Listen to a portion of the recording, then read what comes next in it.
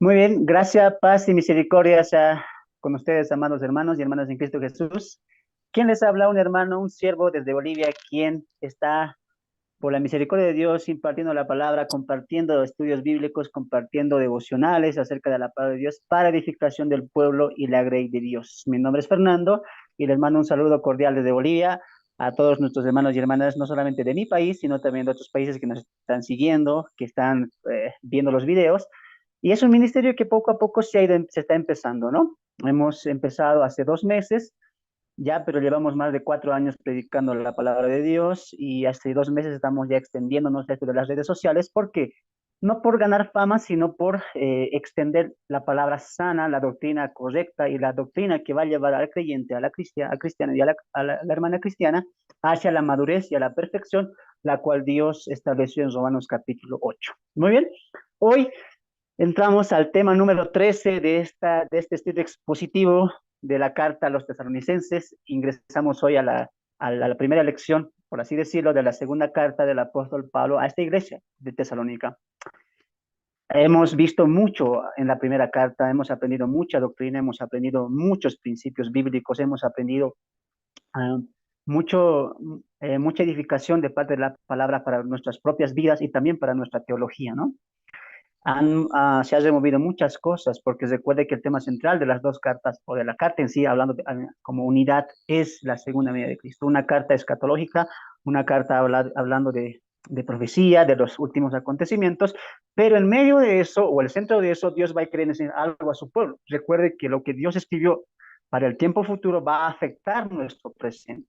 Muy bien, entonces vamos a abrir nuestras Biblias en la segunda carta del apóstol Pablo a la iglesia en Tesalónica, capítulo 1, verso 1 al 2. Muy bien, repito, segunda Tesalonicenses, capítulo 1, verso 1 al 2. Yo sé muy bien que muchos de mis hermanos están primera vez tal vez viendo este video, o mis hermanos que aquí estamos en el Zoom, primera vez que se conectan. Entonces, por amor a ellos también, y por amor y por refrescar nuestras memorias a los que estábamos siguiendo desde el primer estudio, vamos a hacer un pequeño repaso, ¿ya? De la introducción de la carta o de la iglesia en Tesalónica.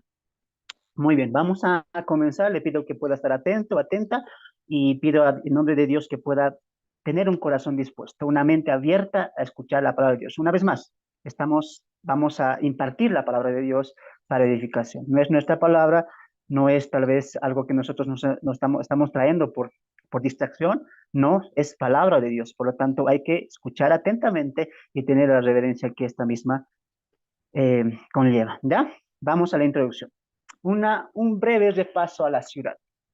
El nombre de Tesalónica fue puesta por el general, uno de los generales, uno de los generales Casandro, el cual se desprende del imperio griego, el cual fue comandado por el Carlomagno. Recuerda que el imperio de Carlomagno tuvo una trascendencia fuerte antes del imperio romano, y sabemos muy bien la historia que tras la muerte de Alejandro Magno, el imperio griego se divide en cuatro, ¿no? En cuatro subreinos, y uno de estos reinos estaba comandado por este hombre llamado Casandro, quien tenía una relación sentimental, es más, se casó con una de las hermanastras de Alejandro Magno. Entonces, ya él edifica una ciudad después que Alejandro muere y coloca a esta ciudad que él conquistó el nombre de Tesalónica. Y este nombre de Tesalónica hace referencia a su esposa, ¿no? Es como que le coloca por homenajear, por el tributo a su esposa, ¿no? Le coloca Tesalónica.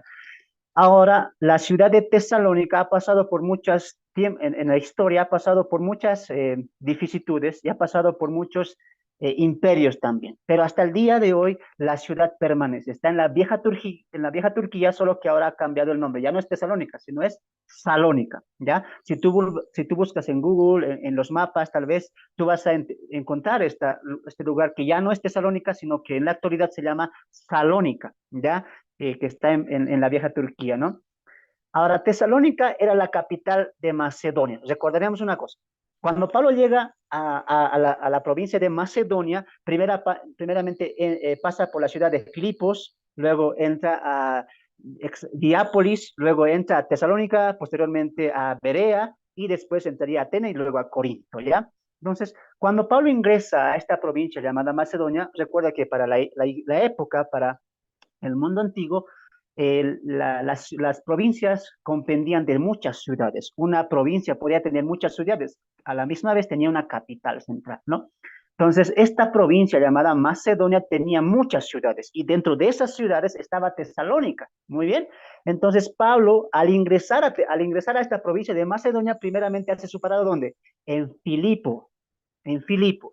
Pasa de Herápolis, después pasa a Tesalónica. ¿Ya? Tesalónica era la capital de la provincia de Macedonia. ¿Por qué era tan importante o cuál era la importancia que se le daba a esta ciudad?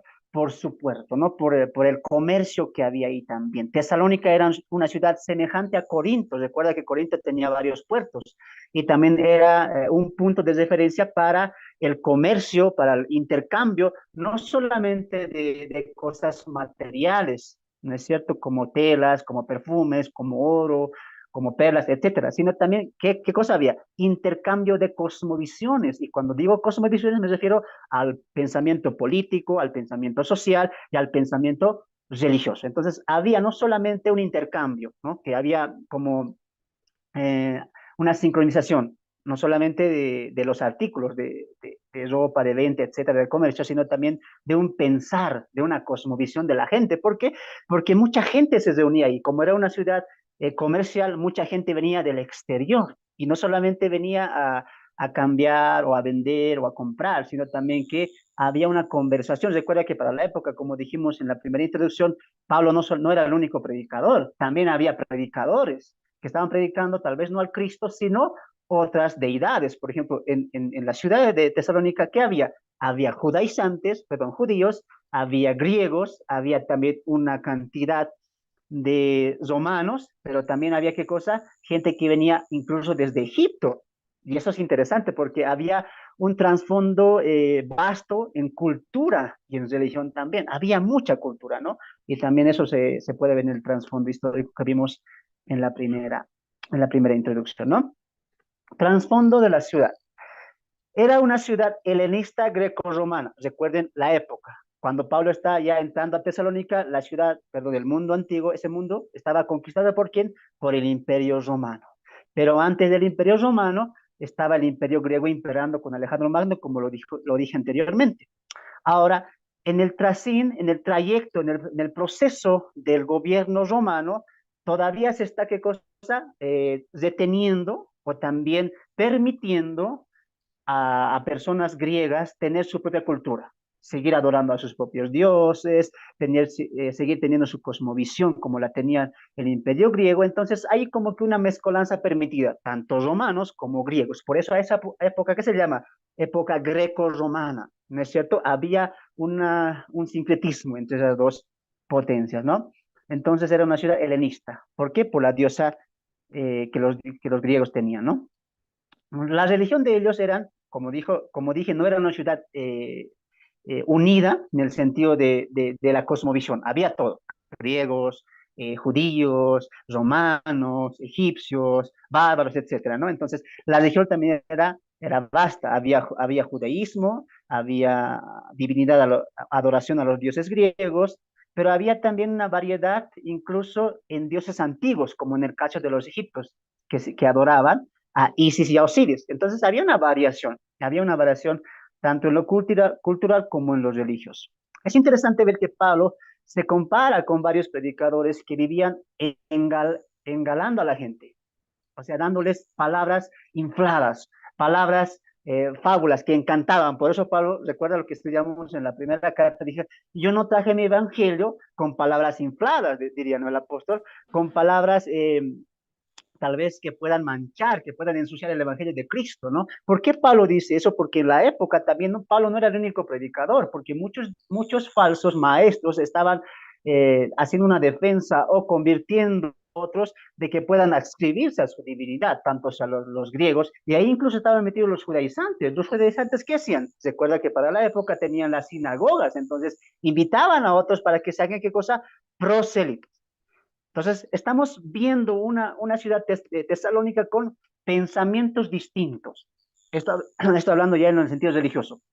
Judíos defendiendo a Jehová, al Dios de Abraham, Isaac y Jacob, maestros defendiendo a los dioses griegos, también egipcios defendiendo a los dioses egipcios como Isis y Osiris. Entonces, Pablo llega a esa ciudad y ve todo eso, ¿no? Y él empieza a predicar a Cristo, empieza a predicar el camino, ¿no? Que ya para la época de los hechos se conoce como el camino, ¿no? No se les conocía como cristianos, sino como se les conocía, aquellos los del camino, basándonos en lo que Jesús dijo que yo soy el camino, la verdad y la vida. Entonces, en un tiempo donde todavía no se les decía cristianos, ¿qué se les decía? Los del camino, los que siguen el camino. Entonces, esta era la secta o el grupo que seguía o que predicaba también a Cristo. Entonces, Pablo llega a Tesalónica, juntamente llegando a Filipo, etcétera, y empieza a predicar de Cristo.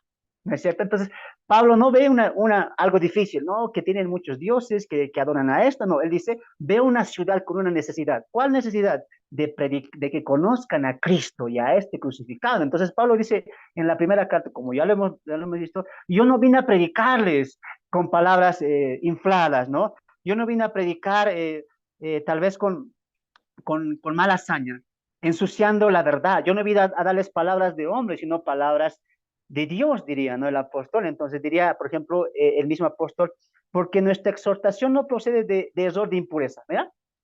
Ni fue por engaño, sino que según fuimos aprobados. No trate de engañarlos, como lo hace Egipto con sus dioses, como lo hacen los griegos, adorando a la diosa Diana, que para la época era muy, muy adorada, o adorando a estos judíos que les quieren llevar a un campo judío aprobado, sumisos a la ley, esclavos a la ley, dando a entender que les estaba llevando de un conocimiento a Dios, pero no de algo interno a Dios. O sea, los judíos hacían eso, ganaban prosélito, les enseñaban a Dios, pero nunca hacían que realmente conozcan al Dios único y verdadero. Jesús debatiría mucho eso en su primera venida. Entonces, Pablo dice, mira, yo voy a predicar aquí a Cristo y no voy a hacer con engaños, no lo voy a hacer con artimañas, es más, no lo voy a hacer buscando mi propia conveniencia para que me sigan a mí. No, yo quiero predicar a Cristo para que ustedes sigan a Cristo. Entonces, Pablo hace la diferencia en esa ciudad. Pablo no ve algo difícil. Pablo ve una oportunidad de predicar a Cristo. ¿Y cuánto deberíamos aprender mucho nosotros de eso? En un mundo donde la gente tiene varias deidades, esto no en el sentido como en la época, sino que la idolatría en este mundo se ha apropiado de las personas, no solamente adorando a dioses o a estatuas o a ídolos o a dioses, sino incluso el dinero se ha vuelto algo que idolatra mucho a la gente, la salud, el bienestar o la propia persona. Entonces Pablo ve toda esa perdición o ese desvío hacia Dios y dice, no, aquí necesitan a Dios y que conozcan a Dios a través de Cristo y empieza a predicar de Cristo, ¿no? Ahí en Tesalónica, ¿ya?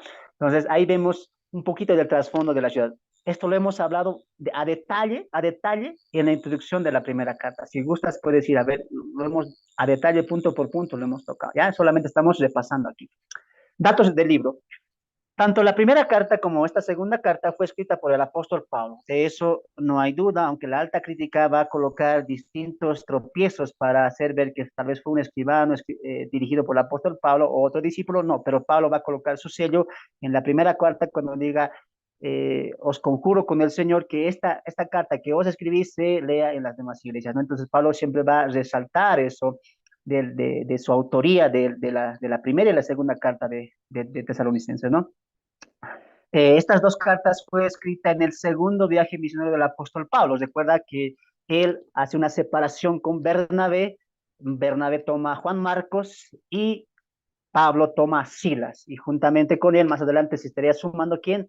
El joven Timoteo, ¿no? Entonces empieza el segundo viaje misionero del apóstol Pablo a Macedonia, dirigido por el Espíritu Santo. Entonces, cuando pasa a Filipos, pasa Hierápolis, pasa a Tesalónica, pasa a Berea, y tiene que salir huyendo por problema de los judaizantes, por la persecución que ya había empezado en Tesalónica. Él va hacia Atenas y pasa hasta Corinto, y en Corinto se va a quedar mucho tiempo, y desde ahí escribiría la primera carta a los tesalonicenses. Recuerde, las cartas se escriben en la estadía de Pablo en Corinto, ¿ya? Muchos eruditos afirman que esta es la primera carta, y eso es cierto, lo decíamos, de la mayoría de estudiosos, de eruditos, de teólogos, concuerdan en esto, ¿no? Que de las 13 cartas que el apóstol Pablo escribe, Tesalonicenses sería la primera en ser escrita. ¿Por qué? por su cultura, por su historia y también por el tipo de escritura que tiene Pablo acá, ¿no? Ahora, hermano, ¿cuánto tiempo pasó en que se escribe la primera carta y la segunda carta del apóstol Pablo a los tesalonicenses? Esto también está en un punto de debate, ¿no? Muchos piensan que podría haber sido un estimado de 3 a 4 meses y otros dicen que puede haber pasado hasta un año, ¿no? Entonces, eso todavía está en discusión. Pero no hay duda de que no pasó mucho tiempo. Pudo ser meses, 4, 5, 6 meses tal vez, en que Pablo escribe primeramente la primera carta y después va a escribir la segunda carta a la misma iglesia en Tesalónica. ¿Ya? ¿En qué año? En el año 50, 51, después de Cristo aproximadamente. Su audiencia o los lectores primarios, como saben bien, es la iglesia tesalónica. Y eso es muy importante entender en la interpretación. Los primeros lectores. Los primeros lectores no somos nosotros. No es la iglesia Redención, no es la iglesia aquí Cristo Rey, no. La iglesia, la primera audiencia a la cual Pablo escribe es a la iglesia en Tesalónica. Es muy importante entender, no aplicar directamente, sino entender los primeros lectores o la primera audiencia o la audiencia original. ¿Ya? Propósitos de esta segunda carta. Fue para responder algunas inquietudes que se estaban dando dentro de los hermanos en Tesalónica, pues hubo en la presente actual grandes problemas que llevarían a los tesalonicenses a conflictos, a perturbarlos y a entristecerlos. Muy bien, recordemos que la primera carta, vamos a ir un poquito al trasfondo, ya para que entienda, y hermano, ¿de qué estás hablando? Habla un poquito, vamos a refrescar y yo creo que con esto un poquito te vamos a ayudar. Cuando Pablo llega a Tesalónica, predica el Evangelio no más de 2 o 3 meses, exagerando, porque el texto dice ahí en Hechos 17, dice que Pablo predicó por 3 sábados, y ya, no más de un mes. Entonces, en ese mes, o extendiendo hasta los 3 meses, muy probablemente que Pablo estuvo en Tesalónica, él estaba predicando el Evangelio. Y recuerden que en el trasfondo que leímos, la ciudad de Tesalónica estaba más poblada o estaba más integrada por judíos que estaban imperando, no solamente con su conocimiento, sino también presentando el judaísmo. Entonces, cuando Pablo llega y dice, no, el judío ya no, sino solamente a Cristo, porque recuerda que ya los judíos rechazan al Mesías, no quieren saber nada del camino, entonces rechazan la predicación del apóstol Pablo, afirmando y acusándole de que él está presentando otro evangelio.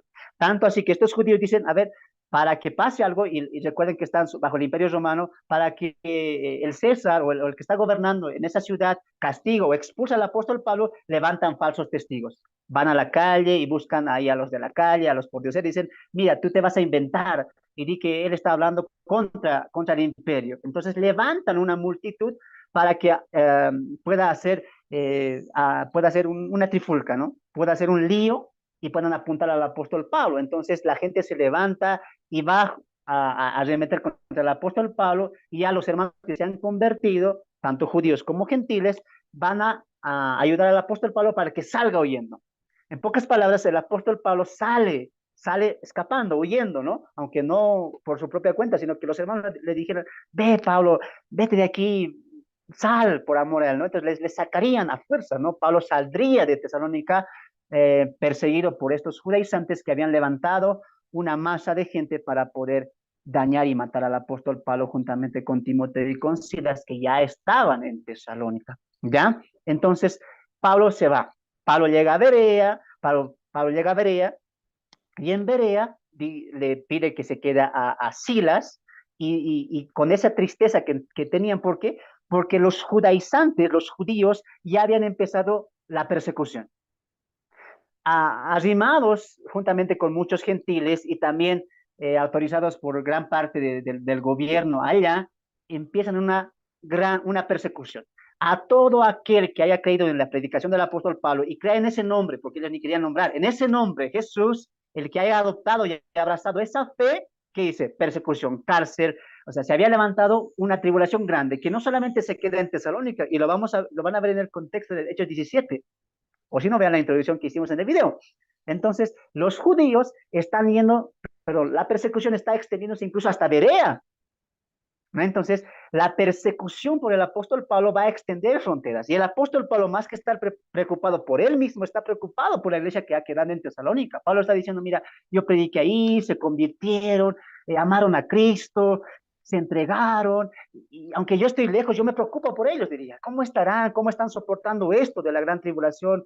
Porque ese era el contexto, una gran tribulación, una gran persecución, una gran tristeza, una gran aflicción. Entonces Pablo se preocupa por los hermanos que habían quedado en Tesalónica. ¿Y qué es lo que Pablo hace? Dice, Timoteo, tú ve a Tesalónica, ve y dame noticias, anímales, exhórtales, dile que no se caigan, que lo que está pasando, la persecución, la cárcel, incluso muchos están entregándose unos a otros, todo eso que está pasando, que no decaiga su fe, que confíen más en Cristo, en lo que han creído. Entonces, Pablo, en la estadía de Berea, envía a Timoteo y se queda ahí Bernabé, perdón, se queda ahí Silas y él se va hacia Atenas. En Atenas empieza a hablar a los atenienses, les va a decir de lo que Dios quiere, arrepentimiento, a designar un día en el cual Dios castigará, etcétera, y pasa a Corinto, ¿ya? En ese trajín, cuál es la historia? Se levantó la persecución.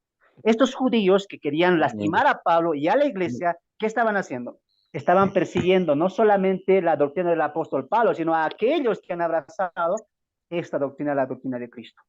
Entonces, Pablo empieza por los hermanos y envía a Timoteo, y cuando Timoteo vuelve hasta Corinto, cuando hay un encuentro en Corinto, Timoteo le dice, mira, Dios es bueno. ¿Por qué? Porque los hermanos están firmes, están creciendo, es más, están predicando el Evangelio. Y la palabra que nosotros hemos sembrado allí ha dado frutos. Y esa noticia a Pablo lo conmovió, tanto que él dice, no sé cómo dar gracias a Dios. ¿Cómo te doy gracias a ti, Señor? Porque por tu voluntad, por tu perseverancia, por tu amor, mis hermanos que dejé allá están perseverando y no han caído. Y él diría, yo tenía miedo de que el enemigo ostentara, Dios haga caer de la fe y nuestro trabajo en ustedes sea en vano. En la carta de los tesalonicenses, en la primera carta que nosotros ya hemos estudiado. Te estoy resumiendo nada más. Si tú gustas, ve a leerlo o ve los estudios que ya hemos hecho. Entonces, Pablo dice, mira, tras el resumen o el informe de Timoteo, dice, gracias, Señor, gracias. Y él dice, mira, yo os ruego, hermanos, que el amor en ustedes crezca, que se amen unos a otros, que no decaigan, que esta persecución que es momentánea va a pasar. Y es más, Pablo le diría, mira, esta persecución, dije que esto iba a pasar, que nosotros los creyentes íbamos a sufrir perseguidos por el mundo y a ustedes les ha tocado esto también, así como me va a tocar a mí. Y Pablo les anima dándole la exhortación de la esperanza, ¿es cierto? Entonces, muchas cosas han pasado tras la salida del apóstol Pablo de Tesalónica, ¿no? Y el apóstol Pablo confirma todo eso y a Dios da gracias porque la cosecha que se hizo en la siembra de la predicación en Tesalónica sí dio frutos, ¿no? Entonces, Pablo les va a hablar de muchas cosas. En la primera carta habla del tribunal de Cristo, habla de los encuentros con Cristo y también algo muy importante de que habla del arrebatamiento de la iglesia, ¿no? Entonces, confirma una y otra vez eso. En el capítulo 5 va a empezar a hablar del día del Señor, de la gran tribulación. Entonces, una cosa es cierta en lo que veíamos en la introducción de estas dos cartas. Pablo había dado mucha teología, mucha doctrina, mucha enseñanza a estos hermanos, ¿no? Y eso lo analizábamos bien y el por qué Pablo se había esmerado tanto en hablar a estos hermanos y enseñarles cosas que tal vez a otros no ha enseñado, ¿no? Entonces, la profundidad de la teología y la doctrina era muy resaltante para los hermanos en Tesalónica. Y ellos habían conocido mucho, tanto que él diría en el capítulo 5, pero del día del Señor no tenéis necesidad ustedes de saber nada, porque ustedes lo saben bien, perfectamente sabéis que aquel día vendrá como ladrón en la noche, etcétera. Entonces, Pablo entiende y confirma que ellos ya sabían parte de la doctrina importante, no solamente de lo que es soteriología, sino también de lo que es escatología. Cuando digo soteriología me refiero a la doctrina de la salvación. Ellos sabían muy bien la doctrina de la salvación, de la gracia, de la fe, del perdón, de la restauración, etcétera, ¿no? Pero también Pablo les del tiempo futuro, lo que iba a pasar también, no solamente con la iglesia, sino también contra aquellos que no habían aceptado el evangelio y habían desobedecido el amor de la verdad. Entonces, ese es el marco, ¿no? Ese es como un poquito el trasfondo de la primera carta, ¿no? Entonces, Pablo empieza a enseñar y todo eso. Ahora, el tema central de la carta, de las dos cartas, es la segunda venida de Cristo. Recuerde eso. El tema central de Tesalonicenses, de las dos cartas, es la segunda venida de Cristo.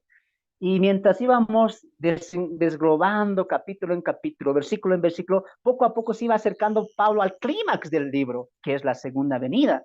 Entonces Pablo empieza a hablar ya de la segunda venida en Primera Tesalonicenses capítulo 5, se extiende un poquito más, da algunos consejos de principios para la vida cristiana, pero ya en este capítulo 1 de la segunda carta, Pablo va a responder preguntas.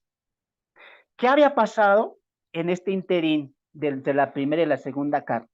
Recuerda una cosa, esta iglesia no tiene la revelación escrita, no tiene el canon. Todavía el evangelio o la doctrina o el canon se está yendo en progreso.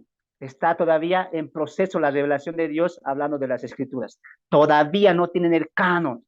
Entonces es normal que falsos se levanten y muchos empiecen a creer o que empiece a haber dudas. ¿Por qué empezó las dudas? Recuerda muy bien lo que está pasando en Tesalónica. Hay gran persecución, tanto que en la carta Pablo dice, en medio de gran tribulación. ¿Qué es tribulación? Dolor, sufrimiento, persecución, angustia, temor, etcétera. Entonces, mientras el evangelio estaba dando frutos en Tesalónica, la persecución también se estaba expandiendo, tanto así que el odio hacia el evangelio y hacia los hermanos que habían abrazado la fe en Cristo Jesús, no solamente se llevaba a la cárcel, no solamente se llevaba a la persecución, sino tanto a la muerte misma.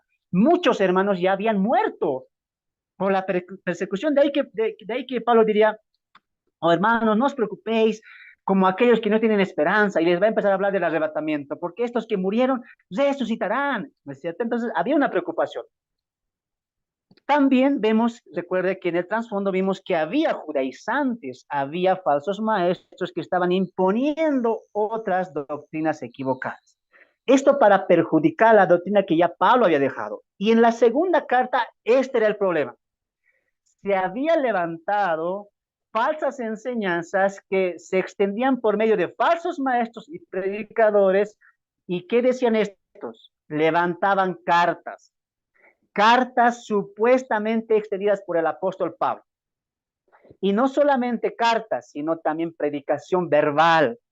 Vamos un momento a Segunda Tesalonicenses, capítulo 2, verso 1 al 2. ¿Alguien puede estar con su vida ahí? ¿Puede ayudarme a ver? Segunda Tesalonicenses, capítulo 2, verso 1 al 2. Segunda Tesalonicenses, capítulo 2, verso 1 al 2. ¿Alguien quiere leer?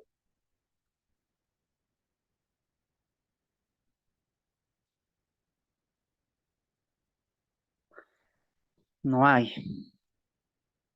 Muy bien, lo voy a leer yo. Amén, amén, hermano, Amén, amén. en el Adelante. nombre del Señor.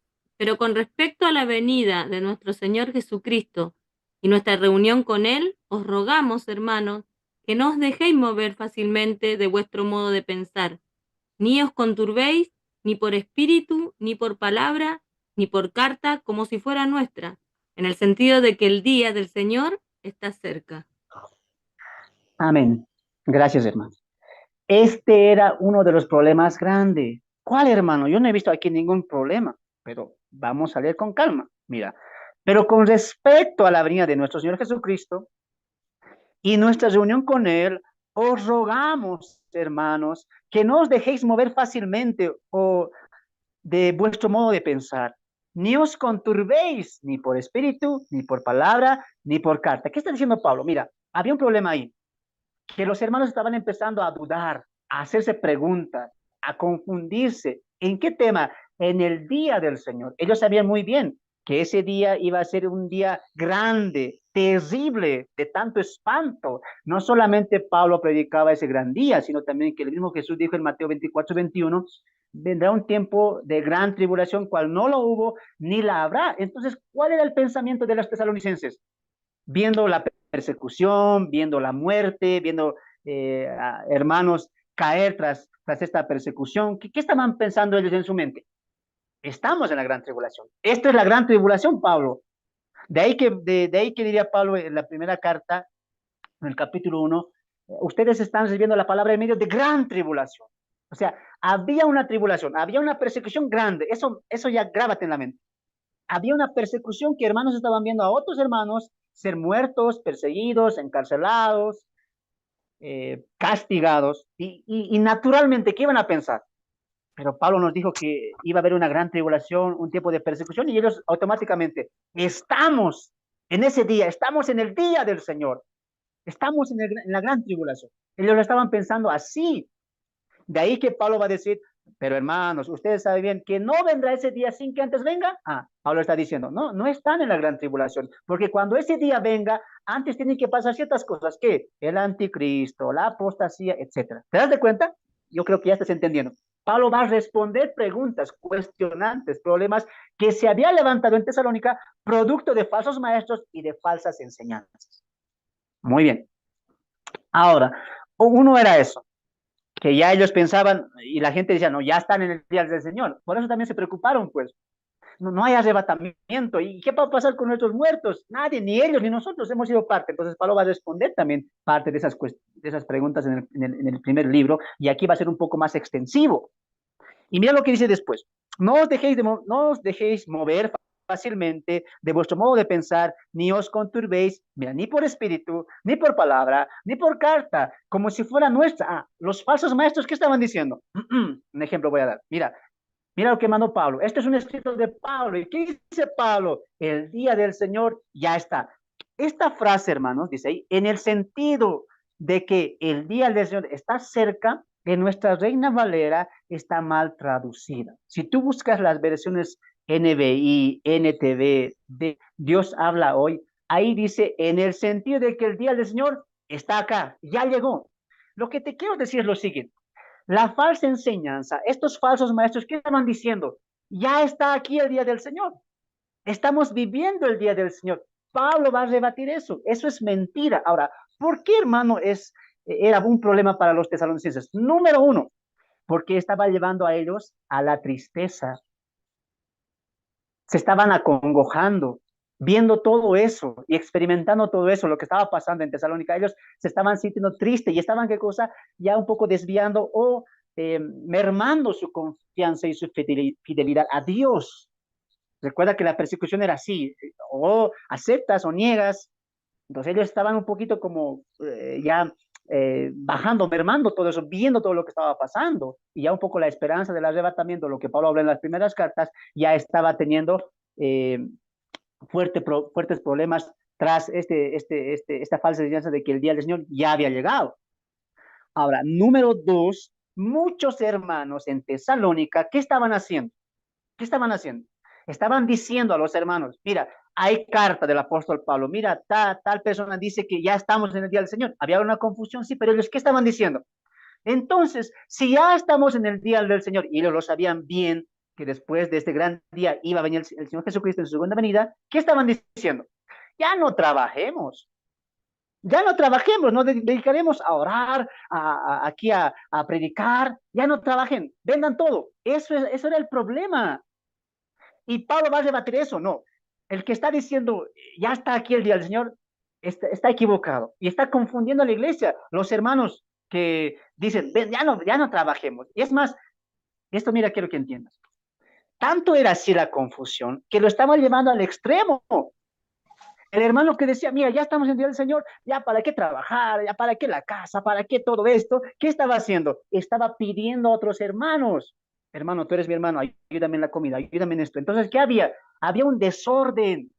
Y eso es lo que Pablo va a rebatir. Mira, vamos al capítulo 3. Hermana, por favor, hermana Sara. Segunda Tesalonicenses, capítulo 3, eh, verso 8.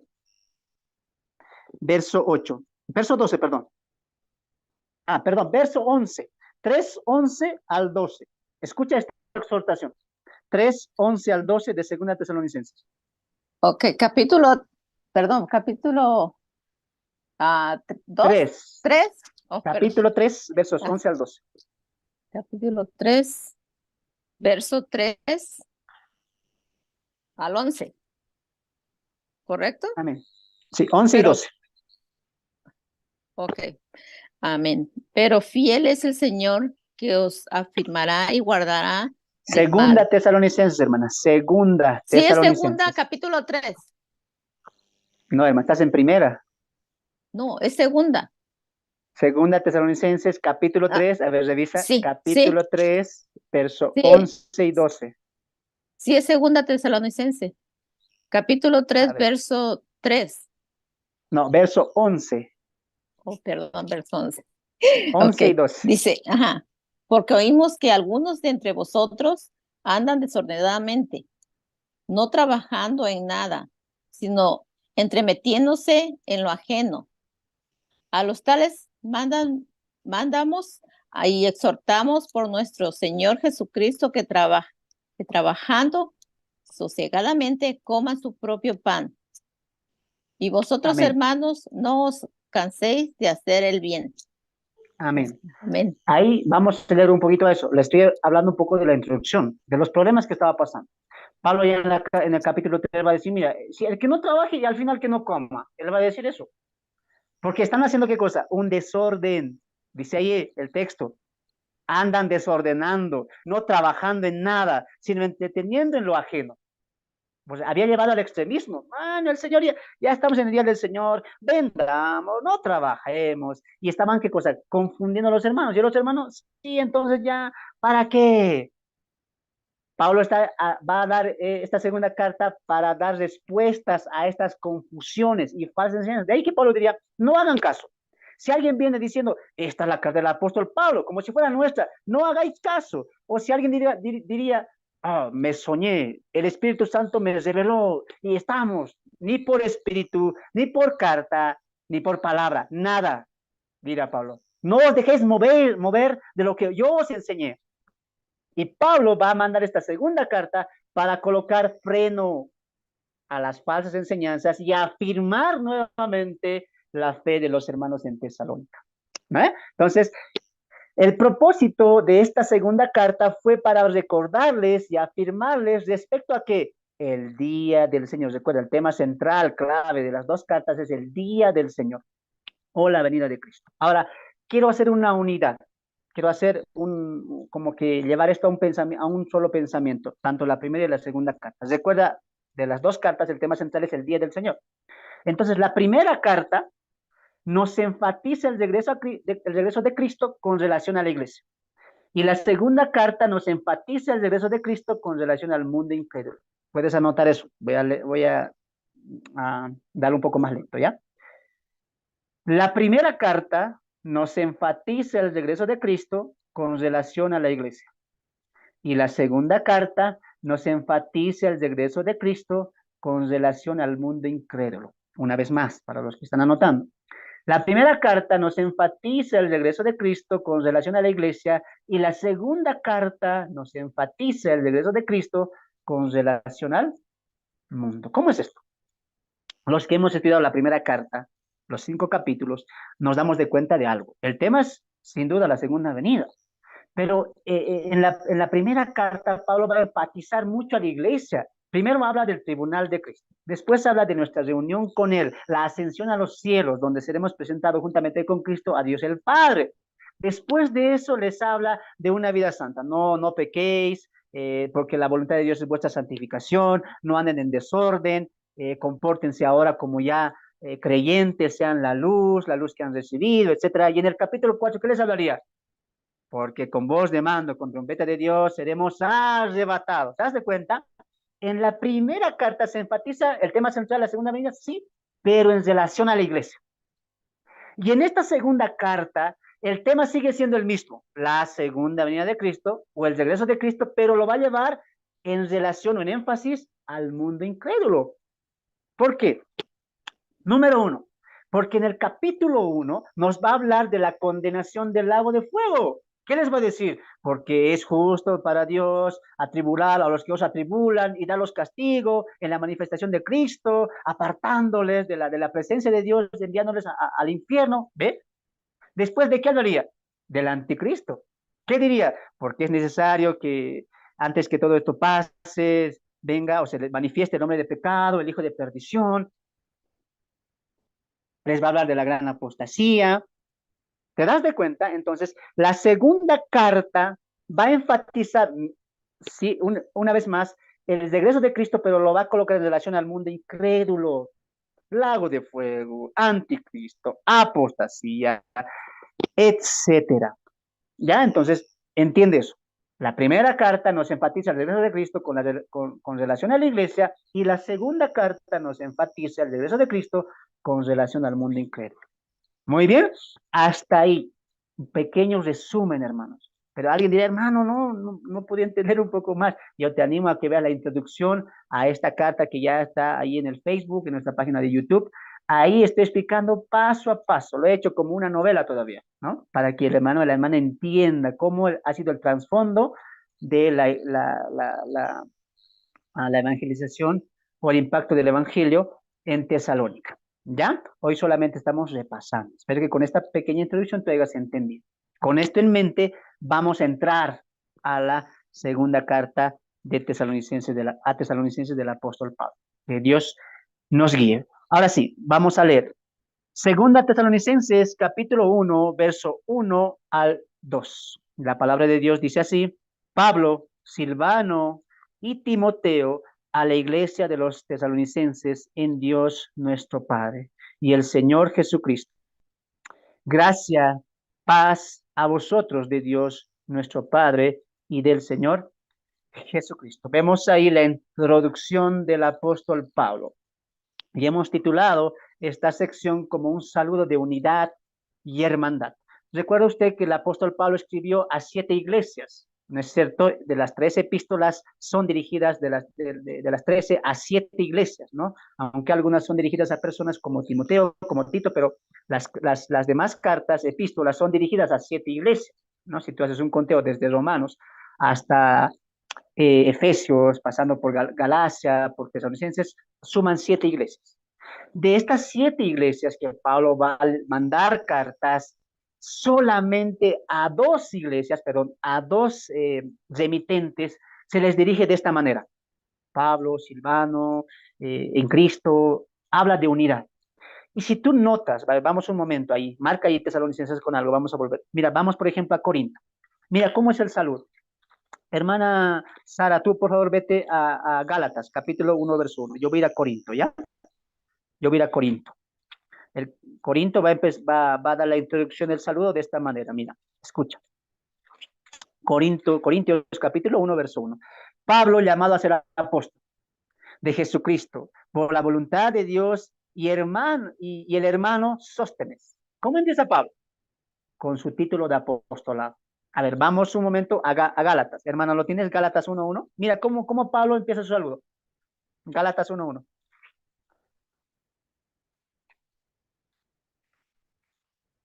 Bien, mientras alista eso, voy a leer Colosenses. Mira cómo empieza la carta. Pablo, apóstol de Jesucristo por la voluntad de Dios, y el hermano Timoteo. ¿Cómo empieza la carta a los Efesios? Pablo, apóstol de Jesucristo por la voluntad de Dios, a los santos y fieles en Cristo Jesús que están en Éfeso. Muy bien, entonces nos damos de cuenta que hay una cosa. El cómo empieza la salutación nos va a dar mucho de entender de lo que va a llevar el contexto y el trasfondo de la carta. ¿Cómo es esto? Muchas veces cuando leemos una epístola, vamos a estudiar una epístola, pasamos por alto, ¿no? Pablo, muy bonito su saludo, gracias, paz a vosotros, pero ten mucho cuidado, recuerda lo que hemos aprendido en discipulado, toda la Biblia es doctrina, toda la Biblia es teológica, y nos va a enseñar algo también de Dios, a través incluso de un saludo. Los hermanos que están conmigo aquí en la congregación han visto todo esto muy bien, porque estamos avanzando síntesis de los evangelios y hemos visto que lo que la gente pasa por alto nos enseña tanto, porque hemos visto solamente en la genealogía de Mateo y Lucas, por ejemplo, mira, la gente se pasa y dice, Abraham engendró a tal, luego engendró a tal, luego engendró a tal, y la lista es larga, y dice, esto está complicado, largo para leer, pero si tú lees detenidamente en una genealogía, en un solo versículo, hay tanta teología. Los hermanos que están acá conmigo en la congregación se han dado cuenta de esto. Y decían, mira, yo solamente leía la genealogía que engendró, que se casó y tuvieron un hijo y tuvieron otro hijo, pero hay un mensaje teológico. Muy bien, aquí también Por eso no debe texto a la ligereza. Y hermano, ¿qué nos quiere decir aquí el saludo? Muy bien. De las 7 cartas, las demás cartas, las 5 cartas a las iglesias, ojo, se refiere, Pablo va a levantar un título, su apostolado. Pablo apóstol, Pablo siervo de Dios, apóstol de Jesucristo. Pero en 2 cartas él va a decir, Pablo hermano, juntamente con ustedes.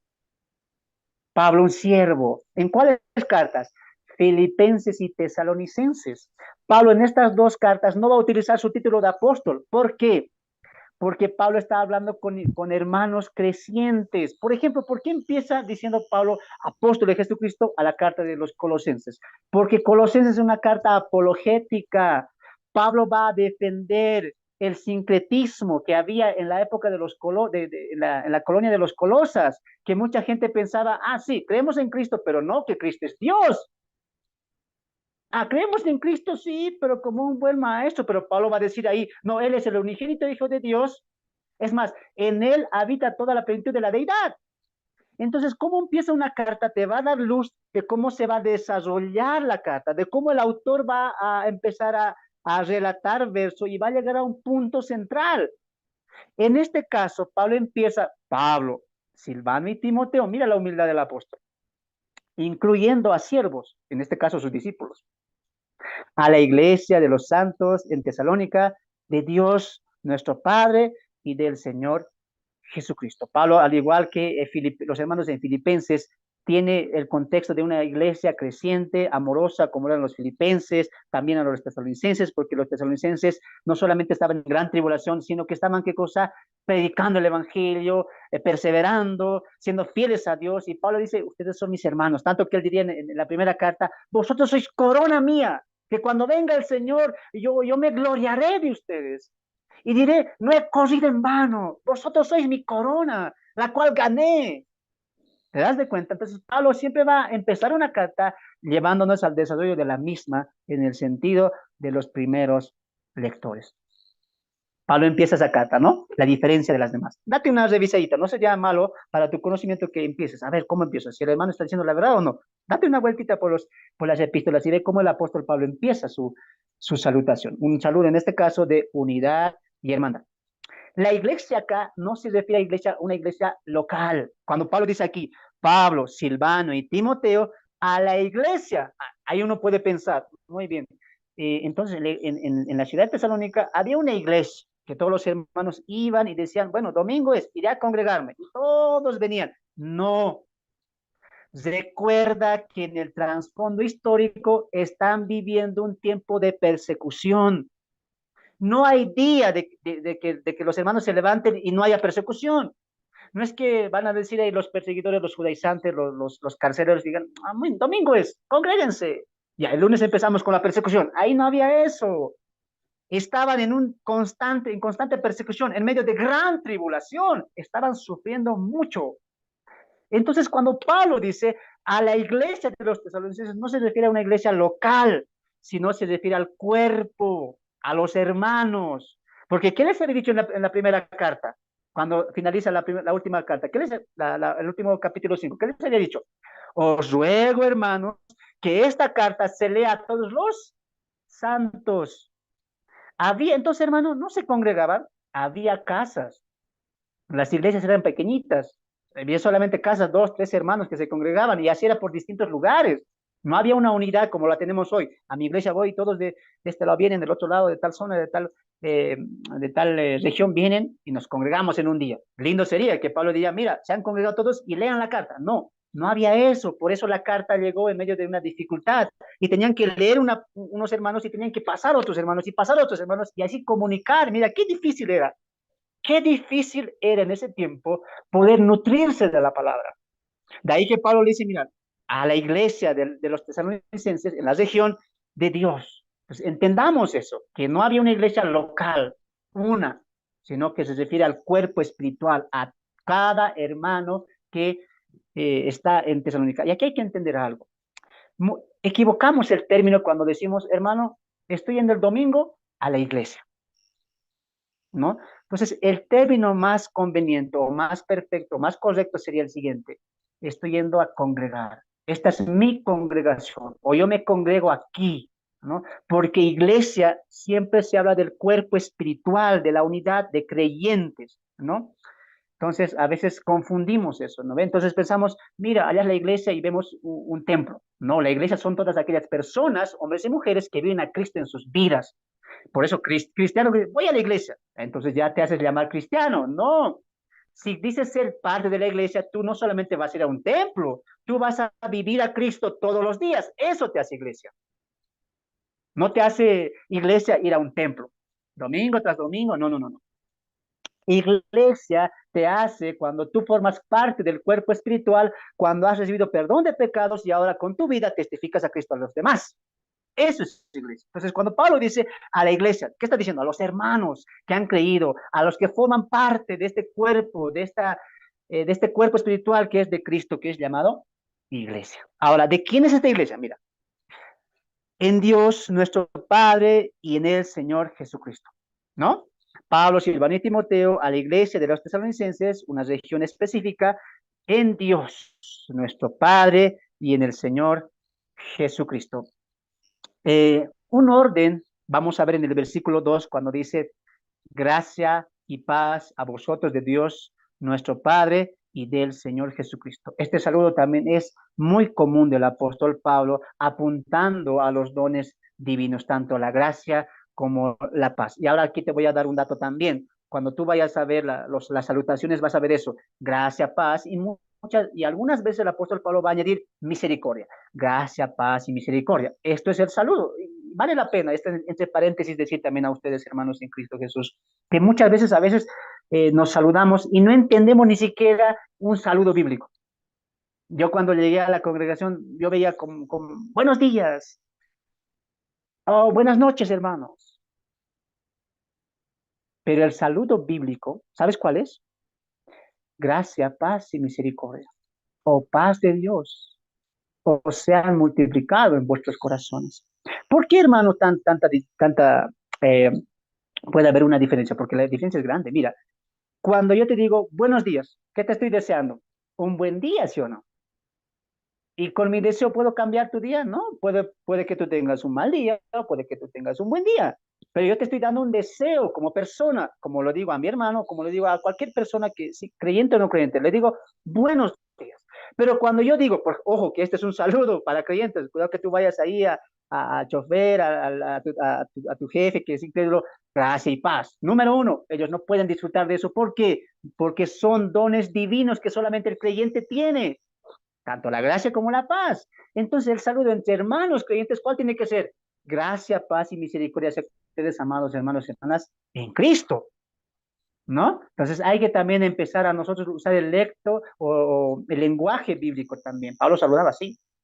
Pablo saludaba así, no dando un deseo, sino haciéndole un recuerdo. Mira, por ejemplo, mira, cuando yo te digo, buenos días, hermanos, te estoy dando un deseo, pero cuando yo te digo, la gracia y la paz de Dios sean contigo, ¿qué te estoy diciendo? Te estoy haciendo recordar lo que ahora tú tienes en Cristo, lo que ahora tienes en Dios. ¿Qué tienes? La gracia de Dios y la paz de Dios y la misericordia de Dios.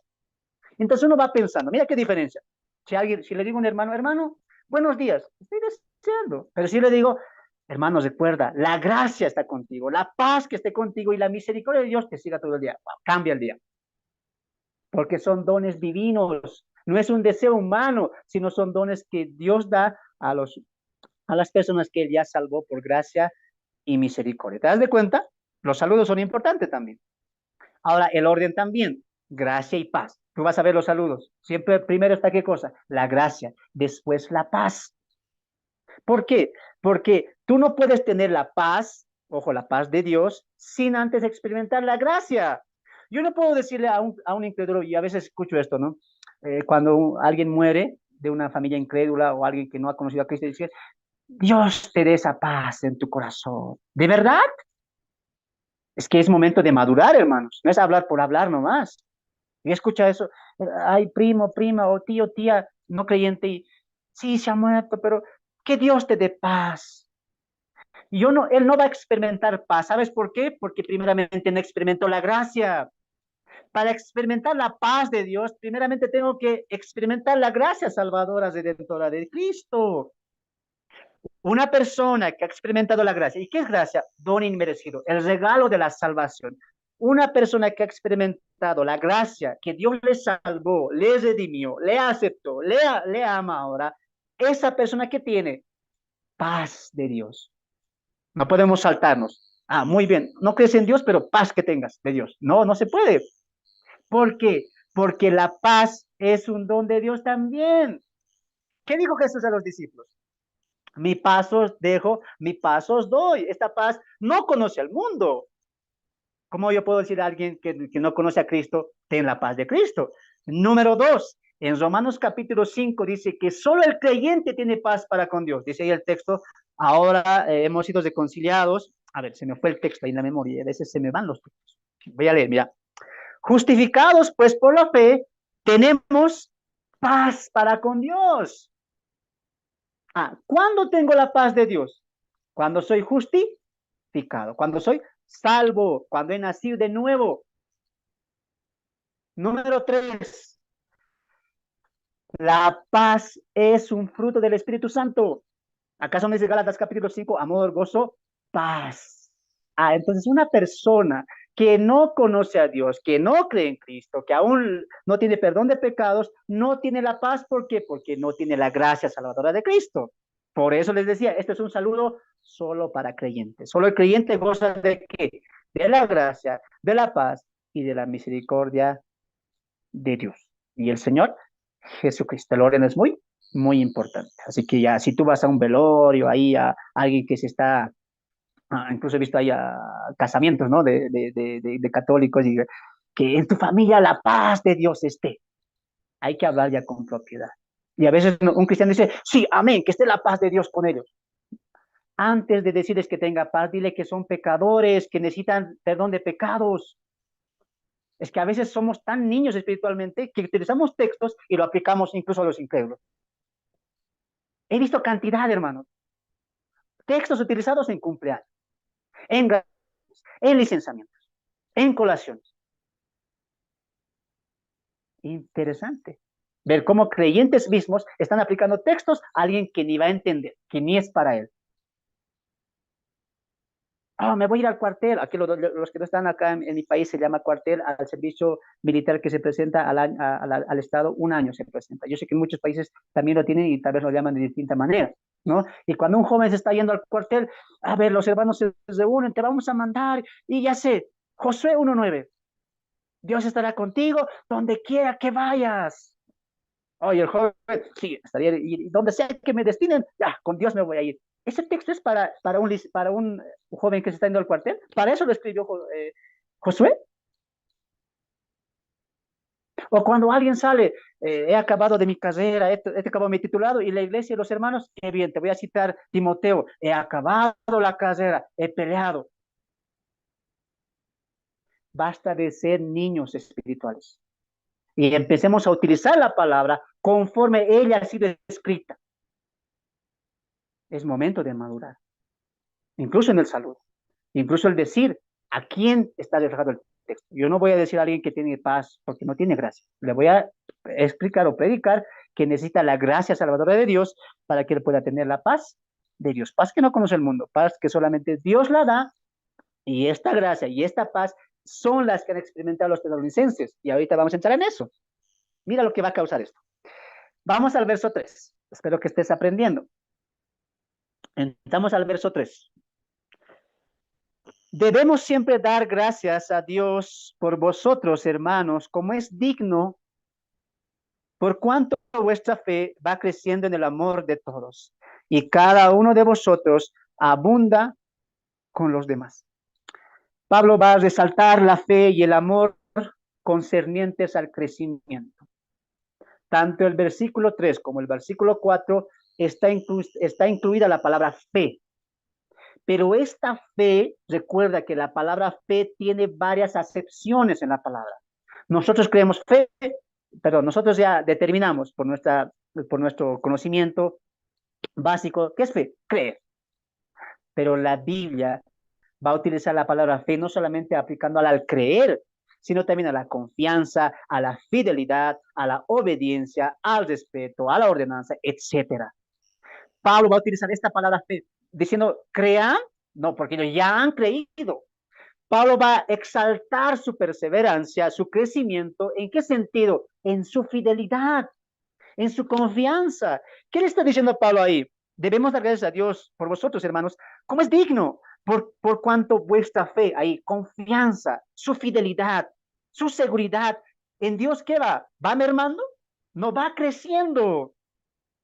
Y el amor de todos y cada uno de vosotros abunda para con los... se están amando. Se están demostrando ese amor, ese amor fraternal que tanto la Biblia nos llama o nos exhorta a practicar. Tienen el vínculo del amor. Ahora, en el versículo 3, Pablo exhorta la fe y el amor en torno al crecimiento. Están creciendo. En medio, ¿y sabes por qué Pablo alaba esto? Merecen alabanza. Por ustedes, hermanos. ¿Por qué? Porque tienen más seguridad y se están amando más, no en tiempos fáciles, sino en tiempos difíciles, donde es más fácil decaer, donde es más fácil ser infiel, donde es más fácil desconfiar, ya no confiar en Dios, donde es más fácil rechazarse, que el amor mengue, que el amor se vaya ya acabando. Pero ustedes, hermanos, en medio de esa gran tribulación, de persecución, de hambruna, de cárcel, viendo seres queridos y hermanos morir, en medio de todo eso, falsas enseñanzas, judaizantes, el gobierno romano, yo no estoy ahí con ustedes de paso. En medio de todo eso, ustedes crecen en su amor, en su fidelidad a Dios. Crece su confianza en Dios. ¿Y eso qué es? Es motivo de dar, wow, alabanza. De ahí el título que colocamos en esta lección número 13. Dios en medio del quebranto. Estos tesalonicenses estaban creciendo en medio de la gran tribulación, en medio de su quebranto. Imagínate tú, ver a un hermano morir encarcelado. Solamente alguien que ha pasado, tal vez, esto creo que aquí ninguno, hemos experimentado aquellas épocas de guerras, de hambrunas, de sequías, ver hombres y mujeres morir. Y esto solamente hablando en el campo terrenal, pero en el campo espiritual ha habido muchas persecuciones, muchos hermanos que han muerto por amor al Evangelio. Y ellos aún así, mira, viendo a ese hermano morir por Cristo, eso no les desanimaba. Ellos no decían, mira, amén, cuando me toque a mí yo diré, yo voy a morir por mi Señor, voy a dar mi vida por el Señor, así sea aquí. Confiar en Dios, viendo lo que está pasando, esto no hace que mi confianza mengue, hace que mi confianza crezca. Y es más, eso va a dar un fruto. ¿Cuál? Amor a los demás. Amor a los demás. Mira lo que dice Juan, ahí marca tu libro. Vamos a Primera Juan. Primera Juan, capítulo 4, verso 11. Primera Juan, capítulo 4, verso 11. Escucha lo que dice la palabra de Dios. Amados, si Dios nos ha amado, así debemos también nosotros amarnos unos a otros. Así también debemos amarnos unos a otros, así como Dios nos ha amado. ¿Por qué? Porque todo el que es nacido de Dios ama, no aborrece a su hermano, le ama. Y Pablo está exaltando eso. En medio de todo eso, su fe va creciendo, su confianza y su amor entre los demás. Qué interesante que Pablo no diga, muy bien, la fe se refiere a la confianza en Dios, pero no dice, también su amor a Cristo crece. ¿Por qué Pablo eso? ¿Por qué no dice, mira, esto es de gozo, su fe en Cristo sigue, pero no dice, su fe en Cristo también está creciendo, sino dice, su amor por otros abunda, dice. ¿Por qué? Porque de la manera en que amamos a Cristo, vamos a amar a la iglesia. Recuerde una cosa, la iglesia y Cristo tiene una unidad, tiene una conexión inquebrantable. Si dices amar a Cristo, vas a amar a su iglesia. Así de simple. Cuando Pablo estaba escapando, cuando estaba yendo a perseguir allá en camino a Damasco, estaba yendo a perseguir a la iglesia, a encarcelar a la iglesia, ¿sí o no? Cuando Cristo le aparece, ¿qué le dice? Saulo, Saulo, ¿por qué me persigues? Pablo, yo no te persigo a ti, Cristo. Yo estoy persiguiendo a la iglesia. Y Jesús le va a enseñar algo importante. Perseguir a la iglesia es perseguirme a mí. ¿Qué está enseñando Jesús allá a Pablo? la conexión, la unidad inquebrantable de Cristo y su iglesia. Por lo tanto, hermanos, si yo digo, Señor, te amo, canto en la iglesia, oh, cuánto te amo, Señor, cuánto este amor que te tengo, que excede, etcétera, tú vas a reflejar ese amor a Cristo amando a los hermanos, sirviendo a los hermanos, entregándote a la vida por los hermanos. No, hermano, está medio, no te creo eso. Muy bien, vamos a ver al texto para los incrédulos. Primera Juan, mira,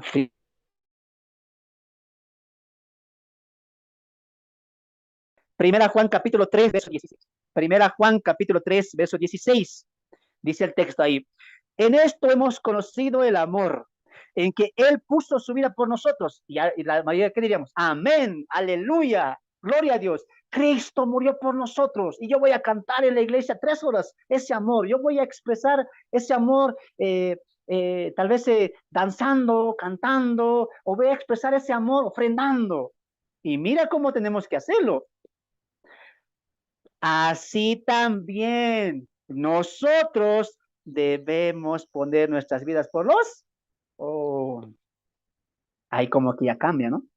Yo quería amar el amor de Dios, quería demostrar mi amor a Cristo en la iglesia, en el coro, en la alabanza, en el púlpito, guiando a los niños. No, amar a Cristo es decidirse por la iglesia, trabajar por la iglesia. De ahí que Pablo diría, mire, ustedes están reflejando el amor a Cristo, dando el fruto de amar a los demás. ¿Qué dijo Jesús? Un nuevo mandamiento os doy, que os améis unos a otros. Por lo tanto, hermano, tú si dices amar a Cristo y no estás sirviendo a los hermanos, no estás sirviendo a la grey de Dios, ¿no? Entonces, no, yo no puedo ser como alguien dijo, ¿no? Yo soy cristiano, pero no voy a ir a la iglesia, porque ahí no me dijo a un pastor, yo no voy a estar con los hermanos diezmando, no, yo en mi casita me oro, me ayuno, mi palabra, incluso hasta me ofrendo solito.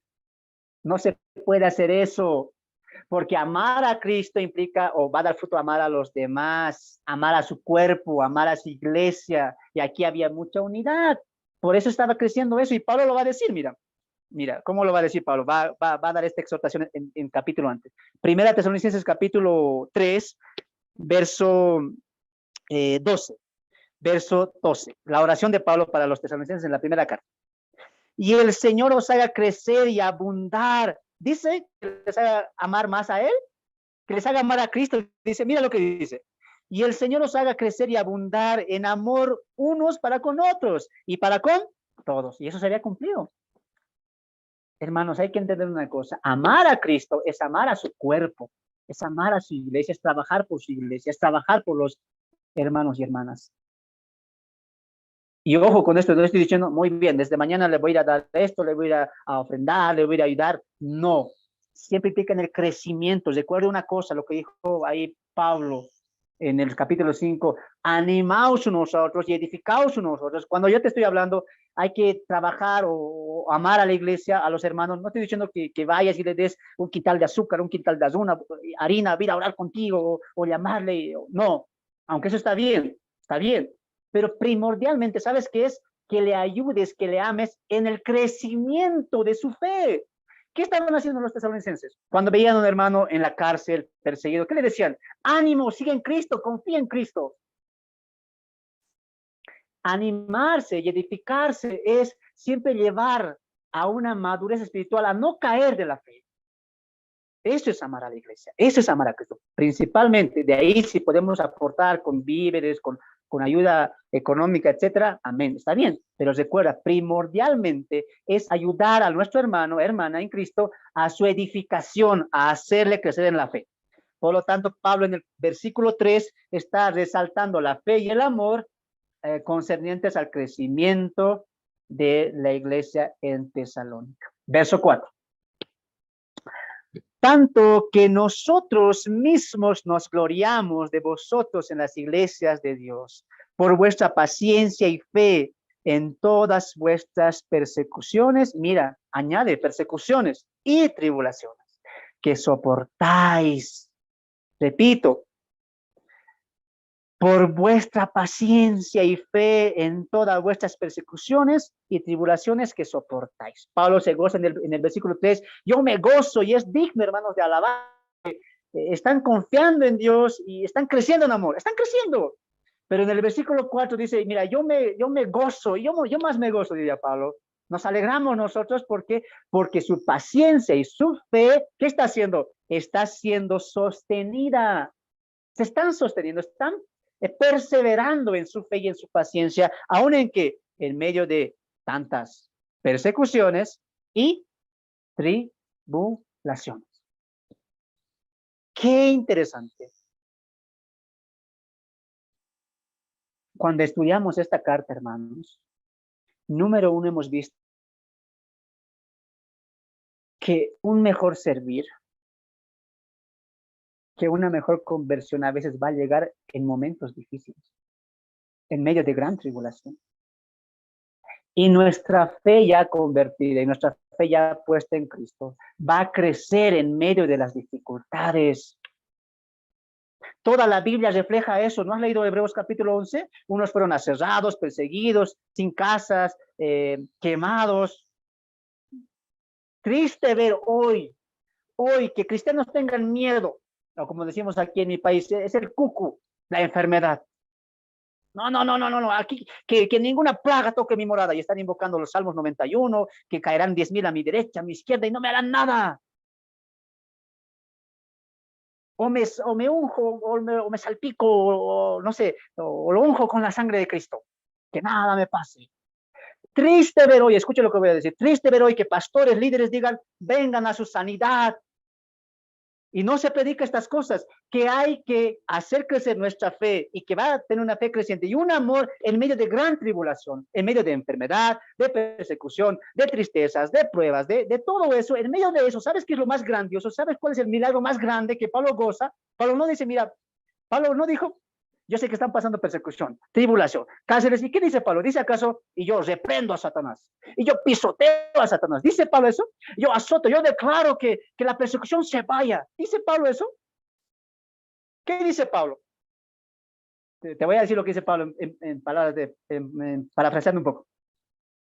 Para esto han sido llamados, para esto han sido puestos. Sabían que esto va a pasar. No se entristezcan, más bien, gócense. El milagro más grande no es que el creyente se sane yendo a una campaña, yendo no sé, al desierto a orar, como ahora aquí hay desierto, sanidad en el desierto. El milagro más grande es que el creyente en medio de la tribulación, de la persecución, de la enfermedad, de la angustia, de la tristeza, alabe a Dios. Crezca en amor, crezca en fe, se mantenga firme su fe ahí. Eso es el grande milagro. No, hermano, sí que yo contigo no estoy de acuerdo. ¿Cómo que el cristiano va a pasar tribulación? ¿Cómo que el cristiano no puede pisotear, declarar, ir a las campañas? Yo que tanto amo mi campaña de milagro, que ahí me voy, me danzo, y el pastor dice, vengan, el que quiere sanidad. No, pero si Cristo sanó, dicen. ¿Quieres que te lo compruebe? Ya, vamos a comprobar, porque hay hermanos que con la Biblia nomás hay que decir. Entonces, está bien, hermanos, hay que comprobar. Vamos a Filipenses, mira, de los muchos que hay. Filipenses 1:21, mira. Filipenses 1, ahí anota tú, Filipenses capítulo 1, verso 29. Filipenses capítulo 1, verso 29. Porque a vosotros es concedido, ojo que está hablando a los creyentes, porque a vosotros os es concedido a causa de Cristo, no solo que creáis en Él, subraya esto, sino que padezcáis por Él. ¿Qué está diciendo Pablo en simples palabras? A ustedes, hermanos, se les ha concedido el privilegio, el honor de creer en Cristo. Pero junto con eso, ¿qué va? También van a padecer como Cristo.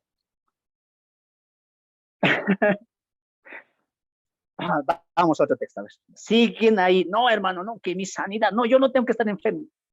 Que dice el Salmo 91 que el que habita el abrigo de Dios. A ver, vamos, ya estos hermanos. Segunda Pedro.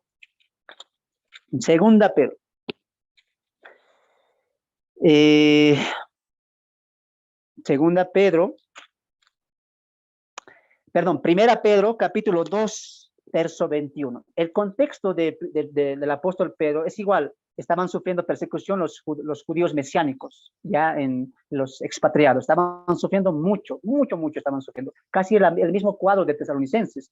¿Y qué les dice Pedro en esta carta? Les anima, les anima. Y mira lo que les dice. 2:21. Primera Pedro 2:21. Pues, vamos a leer desde el 20. Pues, ¿qué gloria es si pecando sois abofeteados y lo soportáis? Mas si haciendo lo bueno sufrís y lo soportáis, esto ciertamente es aprobado delante de Dios. ¿Qué está diciendo aquí Pedro? Le está diciendo, mira, si van a sufrir, si van a ser bofeteados, apedreados, insultados, que no sea pues por cuestiones del mundo, que sea por comportarse como creyentes, por aceptar el amor de Cristo, por defender a Cristo. Y esto, mira, escucha lo que dice, ser abofeteado, soportar persecución, tristeza, todo lo que está pasando, si es por Cristo, si es por Dios, ¿qué dice? ¿Cómo lo pone a Dios? Dios lo aprueba. Esto es aprobado. Y mira lo que dice el verso 21. Pues para esto fuisteis. Oh. ¿Y dónde está donde me han dicho, si vienes a la iglesia, paz vas a encontrar, prosperidad? Por eso, hermanos, yo animo, y lo he animado en todos mis estudios, basta de pensamientos infantiles. Basta de eso. Un pensamiento infantil, ¿cuál es? El guía, el líder, el joven se para adelante y dice, hermanos, ¿cómo estamos? Bendecidos, prosperados, gloria a Dios. Ajá, qué lindo. ¿Y no sacas esto? Dios nos llamó no solamente para ser salvos, sino también para ser perseguidos, atribulados. Y en medio de esto, Dios, ¿qué dice? Yo lo apruebo. Si es por causa del reino, si es por causa de mí, dice, que así sea. ¿Y qué dice Pedro? No se sientan tristes ustedes. Y diría en el capítulo 1, ¿por qué? Porque tenemos una herencia incorruptible, inmarcesible, incontaminada, reservada en los cielos para ustedes. Por lo tanto, padezcan como cristianos. No os sorprendáis, diría el apóstol Pedro. No os sorprendáis si alguna prueba viene como un fuego extraño, más bien gozaos. Y esto es lo que el cristiano no entiende, ¿no? Hasta ahora no le llega. Que Dios va a utilizar las pruebas para perfeccionarnos. No tenemos que, no queremos prueba, no queremos tristeza, no queremos nada, no queremos ni que a mi hijo le pase nada. Señor, oro para que a mi hijo le bendiga, que le prospere en todo. Qué equivocado que estamos. Para esto hemos sido llamados también. ¿Cómo estaba mirando Dios lo que estaban pasando los tesalonicenses? Lo aprobaba. Lo aprobaba. ¿Y cómo sabemos eso? Mira, el mismo apóstol les va a decir. Vamos a Primera Tesalonicenses. Primera Tesalonicenses. Capítulo 3, verso 2. Capítulo 3, verso 2. Y esto ya, mira lo que les va a hablar a los mismos tesalonicenses. Capítulo 3, verso 2 de la primera carta.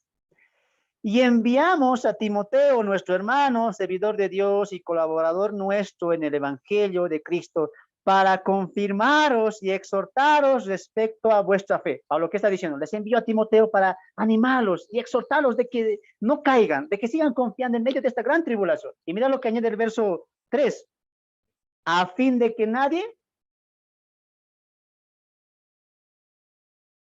No es que alguien va a decir, pero Pablo, ¿por qué si hemos dejado nuestros dioses, si hemos dejado la fornicación, la inmundicia, estamos alabando a Cristo, ¿por qué? Y se inquieta uno. Pablo, ¿qué dice? No se inquieten. Y hoy en día, cuando bien llega enfermedad, los creyentes, no, pastor, por favor, venga, ore por mí, ayunemos. Esta enfermedad tiene que pasar, es de Satanás. Qué interesante, se inquietan. Ah, mira, hay campaña, dice que allá en el desierto van a orar y hay campaña, hay milagros. Iré, porque me inquieta esta enfermedad, porque no puedo soportar esto más. Pero Pablo, ¿qué dice? No se inquiete. Nadie se inquiete por estas tribulaciones. Y escucha y subraya lo que dice más adelante. Porque vosotros mismos sabéis que para esto estamos puestos. Por eso te decía yo, va a haber un momento de quebranto, de tribulación, y no te inquietes. No vayas rápido por tu sanidad, por tu milagro, ahí escuchando Radio Luna, Radio Estrella, no sé. ¿Y qué hay? ¿Dónde está el número? Llame tantos y venga. ¿Sabes por qué? Porque en medio de la tribulación, Dios va a obrar. En vez de decir, mira, los tesalonicenses, en vez de mirar todo lo que está pasando, en vez de mirar la tribulación, la persecución, las muertes, todo eso que estaba pasando, ¿qué estaban haciendo ellos? Estaban glorificando a Dios, estaban alabando a Dios. Cuando un creyente se enferma, pasa algo en su familia, o viene una tribulación, una enfermedad, lo que esté pasando, no se inquiete, diga, ¿por qué, Señor? ¿Por qué? Satanás debe ser. No, diga, ¿sabes qué? Señor, ¿qué me quieres enseñar por esta enfermedad? Glorifícate en esta enfermedad. Triste ver creyentes que 5 años siguen orando, ayunando, buscando, ya estaban, ¿no? Ya hacen una sincronización. Muy bien, con los milagros no me ha funcionado. Ahora voy a ir al curandero, al espiritista, porque les importa su cuerpo, les importa su vida. ¿Y qué dijo Jesús? Todo aquel que quiera ganar su vida, la perderá. Pero todo aquel que pierda su vida por causa mía, la ganará. Cuando venimos a Cristo, Él está primero, por encima de mi salud, por encima de mi negocio, por encima de mi bienestar, por mi familia, por encima de mí mismo, Él está primero. Y todo lo que Él hace en mi vida está guiado bajo su mano poderosa. De ahí que Romanos capítulo 8 diría, porque todas las cosas ayudan a bien. El cristiano no se inquieta. El cristiano maduro entiende, esto es un plan de Dios. Yo no voy a buscar una salida, sino que en medio de lo que estoy pasando, Él se va a glorificar. O como diría el apóstol Pablo, ya no voy a orar por esta aguijón, ya no voy a orar, porque Él me dijo, bástate en tu gracia. Y Él me dice, yo me perfecciono en la debilidad. Por lo tanto, dice el apóstol Pablo, fuerte soy. Eso es lo que tiene que ser el creyente. En medio de la tribulación, en medio de los quebrantos que vamos a llegar a vivir en nuestra vida, el creyente tiene que entender que Dios tiene un propósito para con eso. Y es que crezcamos y aprendamos a permanecer, a sostener, ¿qué cosa? Nuestra confianza, nuestra fidelidad, nuestra obediencia y nuestro amor hacia con Dios y hacia con los demás.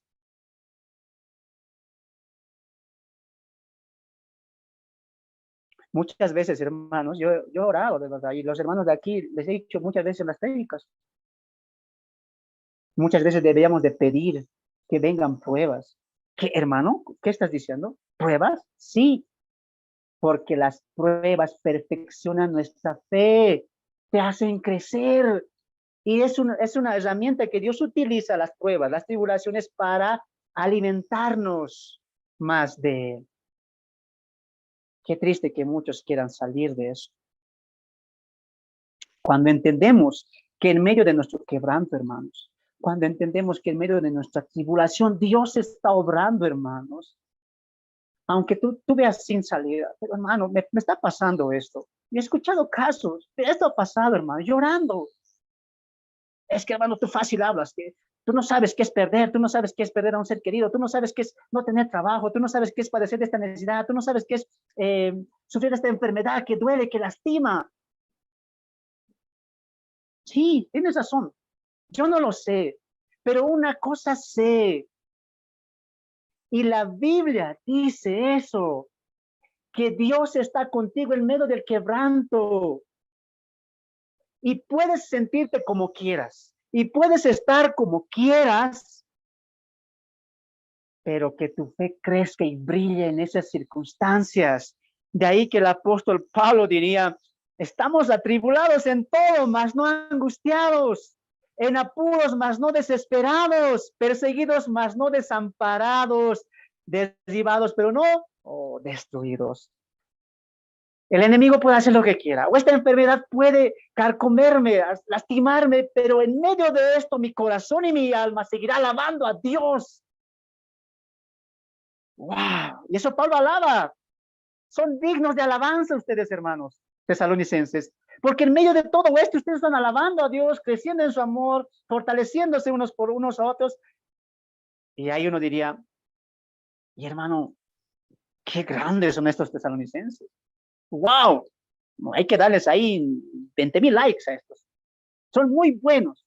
No, porque la fortaleza, el crecimiento de los tesalonicenses y de nosotros y de los hermanos del primer siglo nunca va a depender de uno mismo.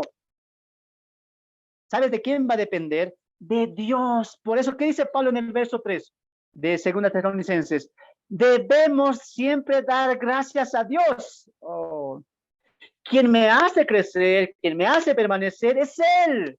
Si no fuera por Él, porque su gracia está en mí, porque su misericordia está en mí, yo ya hubiera caído. Si tú estás ahora viviendo la vida cristiana 1 año, 3 años, 4 años, perseverando, y si has salido de algunas tribulaciones y aún sigues en el camino, eso es Dios, dale gracias a Dios. ¿Qué dice Pablo ahí? Hermano, les alabo a ustedes, dice primeramente. ¿Qué dice para empezar? Doy gracias a Dios. Debemos dar gracias a Dios porque Él con su fidelidad, con su misericordia, con su gracia, con su amor, aún nos hace perseverar en la fe. Fiel es el que comenzó la buena obra en ustedes y Él les está perfeccionando. Entonces, no es la capacidad de un hermano, no es la fortaleza de un hermano o de un grupo, siempre es la fortaleza de Dios.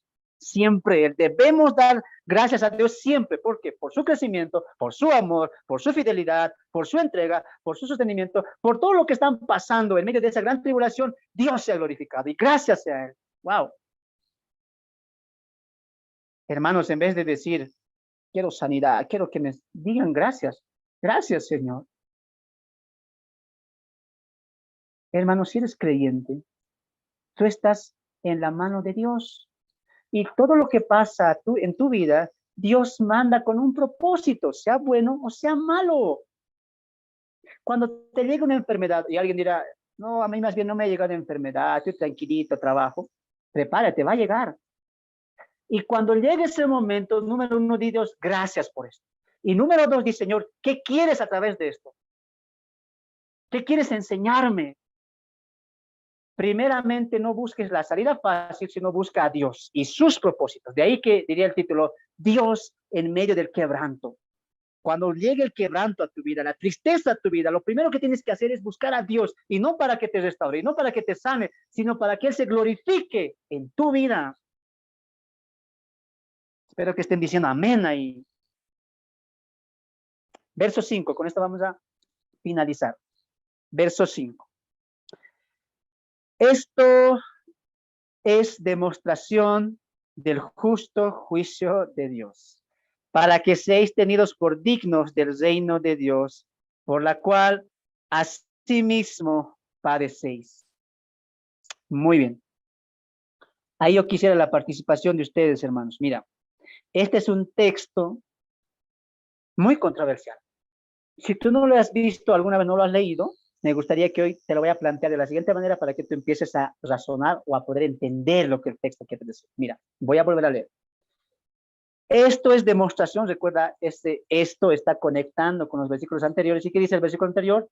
Que sufran, que sean tribulación, que soportéis todo esto es gracias a lo que Dios también permite, ¿no? Y dice ahí, esto que están pasando ustedes, tribulación, persecución, etcétera, es demostración del justo juicio de Dios, para que seáis dignos seáis dignos del reino de Dios, por el cual asimismo padecéis.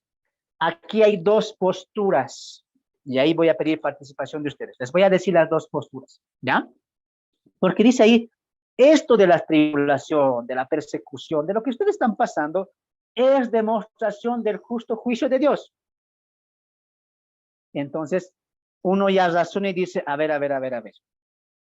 O sea, este texto me está diciendo que la tribulación que pasa un cristiano, que la persecución que está pasando esos hermanos, ¿es un juicio de Dios? O me está diciendo lo que va a continuar el contexto adelante y dice, esto es un juicio para castigar a los que los están atribulando, porque más adelante diría, porque es justo pagar a Dios a los que os atribulan, ¿no es cierto? Entonces, estas son las dos posturas acerca de este texto. Número 1, Pablo está diciendo aquí, la tribulación, la persecución, todo lo que están pasando, es un justo juicio de Dios a ustedes. O está diciendo la persecución, la tribulación que están pasando ustedes es una prueba, es un juicio que vendrá después para castigar a aquellos que les están atribulando, que les están persiguiendo. Espero que me esté dejando entender la idea. ¿Es un juicio para ustedes o es un juicio para Dios, para los incrédulos que los están persiguiendo? ¿Para quién creen que ustedes es este juicio? Vean el contexto y relación. Hemos hablado de la tribulación de los tesalonicenses, se les habla de su paciencia, y Pablo dice, esto que están viviendo es demostración o señal también, que es un justo juicio de Dios. ¿Está hablando a los que van a ser castigados después, o está hablando a los hermanos de Tesalónica? ¿Qué dicen ustedes? Bueno, hermano, yo pienso que va a ser para los incrédulos. Ya. Eso es lo que tengo entendido en este versículo. A ver, ¿alguien más quisiera participar?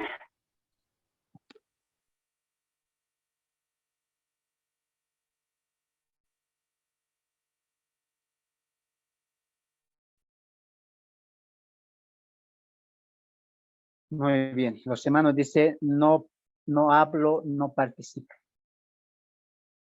Muy bien. Cuando escuchamos o planteamos esto, no creo justo juicio, pero los clientes, ¿qué juicio pueden pasar?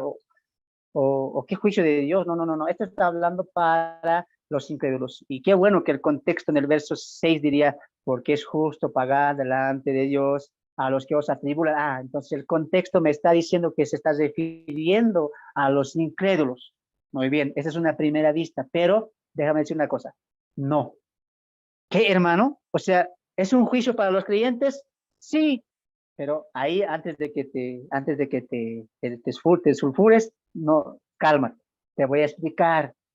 Eso es lo hermoso de leer el texto expositivamente, porque entiendes también la ilación desde el primer inicio que hizo el apóstol Pablo del capítulo 1. Ahora, Pablo va a exaltar muchas cosas de los tesalonicenses. Y en esta parte resalta su crecimiento, su madurez, su fortalecimiento y también su sostenimiento en Cristo y por Cristo y para Cristo. Y sumado a eso, dice Pablo, añadiendo, esto que están pasando es una demostración. Dios les está demostrando, Dios les está dando una señal de que es un juicio justo de Dios. Para que seáis, ¿a quién se está refiriendo? ¿Se está refiriendo a los incrédulos? No, se está refiriendo a los creyentes. Esto es un juicio justo para que seáis dignos del reino de Dios. Ahora, con esto, hermanos, tenéis que tener una cosa. Hay que entender el texto siguiendo el contexto. Ahora, Pablo va a hablar de ese juicio a los creyentes. Sí, ahorita voy a explicar, hermanos, cálmate. Pero también va a hablar de un juicio a los incrédulos, a los que los están persiguiendo, que ya va a extenderse todo el versículo 6 hasta el versículo 2. Ahora, hermano, ahí. O sea que, mira, la tribulación, la persecución, ¿es un juicio de parte de Dios para los creyentes para tenerlos por dignos de entrar en el reino? Sí. Y no solamente va a ser el único capítulo que lo va a demostrar. De los muchos, de los 4 que hay en el Nuevo Testamento, te voy a dar uno. Yo sé que esto porque te has removido, como Dios, pero juicio es castigo, y eso Dios es lo triste, pues, que a veces entendemos la palabra según nuestro entendimiento. Cuando decimos juicio, no, entonces castigo. Recuerda, cada palabra puede tener distintas acepciones según el contexto a la que vayas a leer, ¿ya? Ahora, número 1, este juicio no es de castigo, sino que es un justo juicio. ¿Y quién lo da? Dios. ¿Con qué propósito? Para que los creyentes sean dignos de recibir el reino de Dios. Y dice ahí, por lo cual asimismo padecéis. Y aquí voy a separar dos cosas. Este juicio de Dios no tiene nada que ver con la salvación del creyente, sino que tiene que ver con la santificación del creyente. Déjame repetir eso. Este juicio de Dios a los creyentes no tiene nada que ver con la salvación del creyente, sino tiene que ver con la santificación del creyente, con la perfección del creyente. Número 2, ellos están padeciendo no para ingresar al reino, sino por el reino. Repite eso una vez más. Ellos no están padeciendo por entrar al reino, sino por causa del reino. Son cosas distintas, ¿ya? O sea, alguien puede interpretar, entonces, hermano, para entrar al reino, el requisito es sufrir. No, no está hablando del sufrimiento para entrar al reino, sino por causa del reino. Es muy distinto. Ellos ya tienen vida eterna, ya son salvos, ya ellos son parte del pueblo de Dios, pero va a tocar el proceso de su santificación y también el proceso de que, como lo leíamos en los textos, sufrir por el evangelio, padecer con Cristo. ¿Te das de cuenta? Entonces, repite una vez más. Esta tribulación que ellos están sufriendo no tiene nada que ver con su salvación. No es que sufran y después van a ser salvos. No, no tiene nada que ver con su salvación, sino que tiene que ver con su santificación. Y este castigo, este juicio que Dios está mandando a la iglesia, no es para entrar al reino, sino por causa del reino, ¿ya? Con eso en mente, vamos al texto. Primera Pedro capítulo 4. Yo sé que esto ya te va a deslumbrar. Qué lindo sería que estas cosas se enseñen. Primera Pedro capítulo 4. Primera Pedro capítulo 4. Mira, los que son rápidos en la Biblia van a encontrar. Yo soy un poquito lento. Primera Pedro capítulo 4. ¿Ya? Primera Pedro capítulo 4. Vas a seguir conmigo. Recuerda el trato del apóstol Pedro. Aquí iglesia está hablando a judíos mesiánicos que estaban sufriendo persecución fuertemente encabezados por el emperador Nerón. ¿Ya? Había una fuerte persecución. El mismo caso de los tesalonicenses. ¿Ya? Ahora, mira, vamos a leer desde el versículo 2. Primera Pedro 4:12. Sígueme con calma. Amados, no os sorprendáis del fuego de prueba que os ha sobrevenido como si alguna cosa extraña os aconteciese, sino gozaos por cuanto sois, mira, gozaos por cuanto sois participantes de los padecimientos de Cristo, para que también en la revelación de su gloria os gocéis con alegría. Mira, los padecimientos no causan tristeza, no causan extrañez, no causan inquietud. ¿Qué causan? Gozo. 14. Si sois vituperados por el nombre de Cristo, ¿qué son? Bienaventurados, benditos aquellos que son insultados por el nombre de Cristo. Porque el glorioso Espíritu de Dios reposa, mora sobre vosotros. Ciertamente de parte de ellos, el Espíritu Santo es blasfemado. Pero por vosotros es, ¿qué hacemos cuando en medio de la tribulación no nos quejamos? No queremos rápidamente solución. Y en medio de esa tribulación, ¿qué hacemos? Gozamos. Gracias, Señor. Bendito seas. Glorifícate en esta vida. ¿Qué pasa ahí? ¿Qué estamos haciendo? Estamos, ¿qué cosa? Glorificando la obra del Espíritu Santo, que ya mora en nosotros. 15. Así que ninguno de vosotros padezca como homicida, o ladrón, o malhechor, o por entremeterse en lo ajeno. Pero si alguno padece como cristiano, no se avergüence, sino glorifique a Dios por ello. ¿Qué está diciendo Pedro ahí? Si van a morir, si van a perecer, van a hacer todo en casa, todo esto lo que están sufriendo, que no sea pues por ser metiches, por robar, por matar, no, por meterse en lo ajeno, que no sea por eso, sino que ese padecimiento sea por Cristo, que sea por Él, y así glorifiquen a Dios. Y escucha el verso 17, escucha, porque es tiempo de que el juicio comience por la casa de Dios. Subraya eso.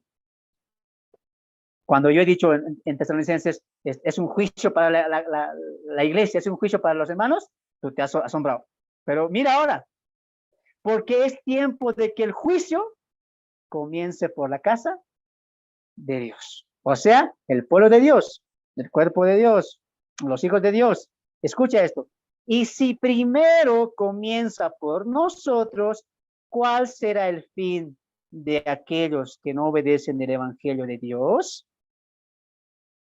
Y si el justo con dificultad se salva, ¿en dónde aparecerán el impío y el pecador? De modo que los que obedecen según, ahí está, de modo que los que padecen, sufren.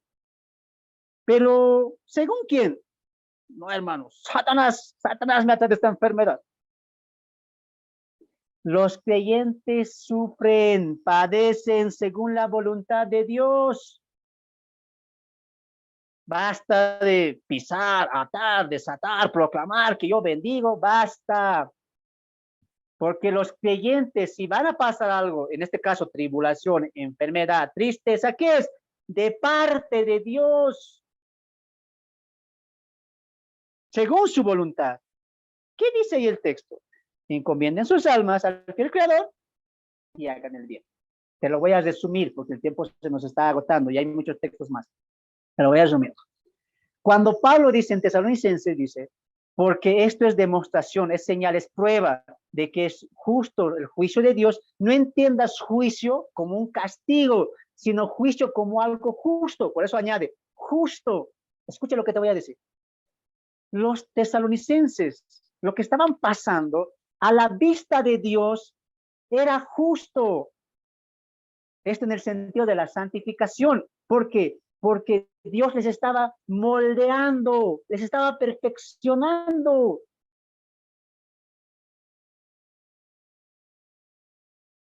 Juicio, en este sentido, ¿qué es? La prueba que Dios manda para perfeccionarnos. ¿Y esto qué es? Es justo. ¿Por qué? Porque el justo lo manda. ¿Y su voluntad cómo es? Agradable y perfecta. De ahí que Pablo diría, entonces, perdón, de ahí que Pedro diría, mira, lo que están pasando, tribulación, persecución a ustedes, hermanos, en Ponto, Galacia, agradezcan a Dios. No se extrañen, de ahí que Pedro diría, no se extrañen, sino gozaos, porque Dios les tiene por dignos. ¿Acaso no dice Hebreos? Y a los que tiene por hijos, azota. Porque este castigo, o perdón, esta tribulación, los quebrantos, las enfermedades, las tribulaciones, Dios no lo permite para perfeccionarnos. A ver, mira. ¿Qué dice el apóstol Pedro? En el capítulo 1, verso 6 de su primera carta, hablando en el mismo contexto. En lo cual vosotros os alegréis, aunque ahora por un poco de tiempo, mira, escucha esto, si es necesario, tengáis que ser afligidos en diversas pruebas, porque para que sometida a este es el propósito de Dios de las pruebas, probar nuestra fe, para que sea más fuerte, más preciosa que el oro, para que sea hallado en alabanza, gloria y honra cuando Él se ha manifestado. Hoy se ha levantado una ola de humanismo que se ha metido en las iglesias, de carismatismo. Alguien dirá, no, hermano, yo no estoy en esas iglesias que prosperan, que pactos, que siembras, que declaran, yo no estoy. Pero en tu iglesia te preparan también para estas cosas. Te están enseñando a glorificar a Dios y que cuando venga la prueba digas, amén, Señor, gracias, yo me gozo porque estoy padeciendo juntamente los padecimientos de Cristo. Y esto es una prueba, es un juicio de Dios en el sentido de santificación, de que Él me está moldeando a su carácter. Y yo cuando llegue la prueba, la enfermedad, no, Señor, ¿por qué? ¿Qué hice? Señor, Dios te está moldeando como a hijo. Dios va a utilizar esa herramienta. Eso es lo importante. Que en medio de nuestro quebranto, Él siempre va a tener un plan. Y no rehuyas ese plan. Como alguien una vez me dijo, yo estaba predicando esto, y una hermana ahí de sanidades, de milagros, yo tengo el don de sanidad, recibe, ¿sabes qué me dice? Tu hermano no tienes fe.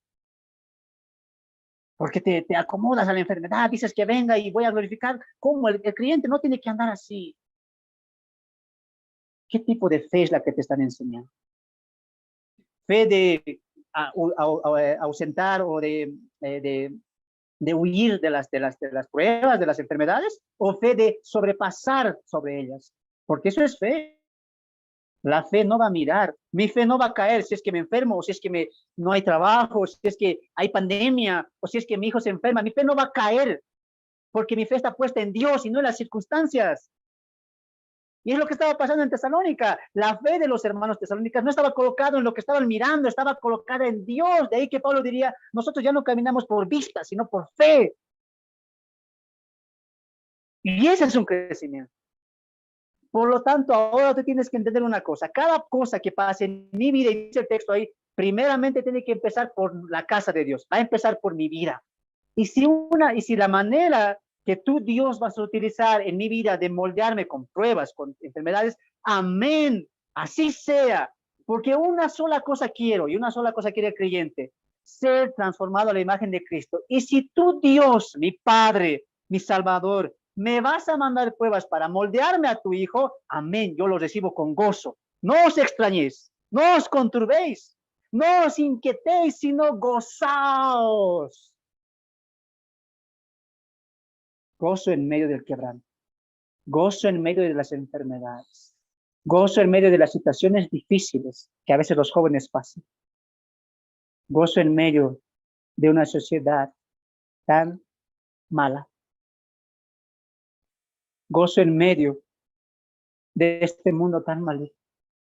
No permitas que la televisión, cuando tú prendes, que murió, que mató, que cárcel, que atentados, que tanta robo, matanza, y te perturbas. No hagas eso, no hagas eso. Cuando tú veas eso, ¿qué tienes que recordar? Señor, tú me colocaste para hacer la luz. Tú no veas, oh, qué mal está la gente. Tú ve, la gente necesita de Cristo.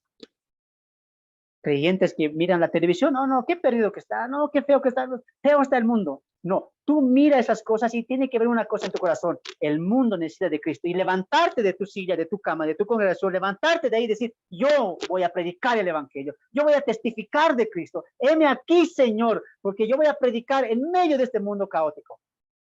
Mi fe, mi amor, mi constancia, mi paciencia va a permanecer firme. No importa lo que vea, no importa lo que pase, yo confío en Dios, como diría el apóstol Pablo, yo sé a quién he creído y sé que Él es fiel. O como diría Moisés, yo voy a ir adelante, no voy a temer en nada, porque sé que Dios va delante de mí como poderoso gigante. Eso es fe. Y esa es la fe de los tesalonicenses.